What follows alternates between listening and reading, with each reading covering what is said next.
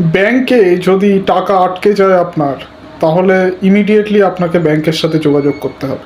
প্রথমে দেখে নিন আপনার অ্যাকাউন্টের ওপর ফ্রিজ হয়েছে নাকি কোনো একটা নির্দিষ্ট পরিমাণ অ্যামাউন্ট হোল্ড করে রাখা হয়েছে। সেই কারণটা আপনি ম্যানেজারের থেকে ভালোভাবে প্রথমে জেনে নিন এবং তার থেকেই জিজ্ঞেস করুন যে পদ্ধতিটা কী আছে। বিভিন্ন রকমভাবে এই সমস্যার সমাধান করা যেতে পারে। আপনার ম্যানেজার আপনাকে সাহায্য করতে বাধ্য।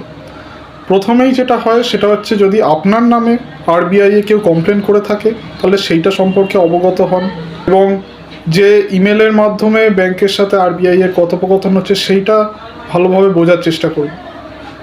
একটি আইনজীবীর সাথে পরামর্শ করতে পারেন, তিনি আপনাকে আইনের দিকটা ভালো করে বুঝিয়ে দেবে। ব্যাংকে চিঠি লিখতে পারেন, ব্যাংকের ম্যানেজার যখন আপনাকে চিঠি পাঠাবে তার উত্তরে আপনি জানান যে আপনার যে টাকাটা রয়েছে সেটা ফ্রিজ হয়েছে, তার জন্য যে কারণটা, তার জন্য আপনি দায়ী নন এবং কিছুদিন অপেক্ষা করুন। ব্যাংকের কাজ অফিসিয়াল কাজ, এতে সময় লাগতে পারে। অধৈর্য হবেন না এবং উদ্বিগ্ন হবেন না। আইন জানুন, আইন বুঝুন।